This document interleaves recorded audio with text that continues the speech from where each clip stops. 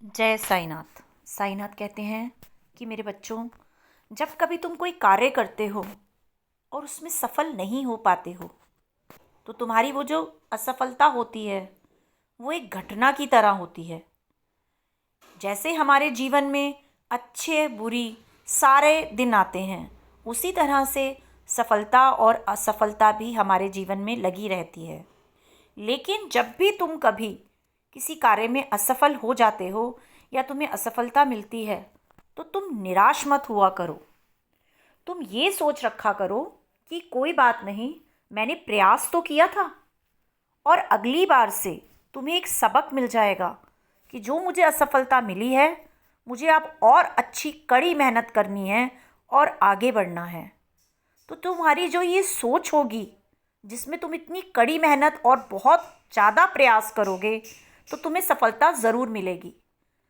कभी भी जीवन में अगर हम असफल हो भी जाते हैं तो हर असफलता के बाद हमें कहीं ना कहीं कुछ सीखने को मिलता है।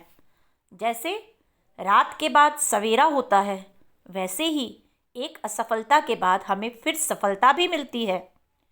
क्योंकि जब हम असफल होते हैं तो हमें ये पता चल जाता है कि हमारी कहाँ कहाँ कौन कौन सी गलतियाँ थी, और जब हम बैठकर उन गलतियों को सोचते हैं तो हम उसमें और सुधार करते हैं।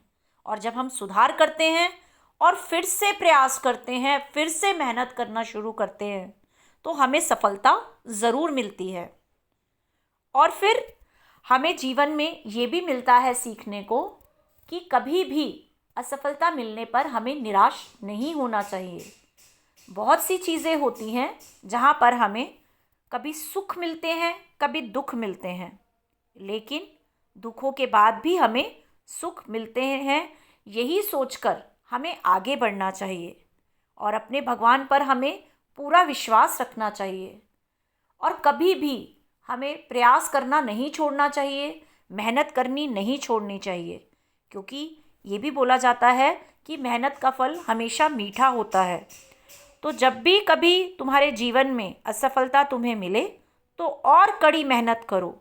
जितनी कड़ी मेहनत तुम करते जाओगे, तुम खुद देखोगे कि उसका फल तुम्हें कितना मीठा मिलने वाला है।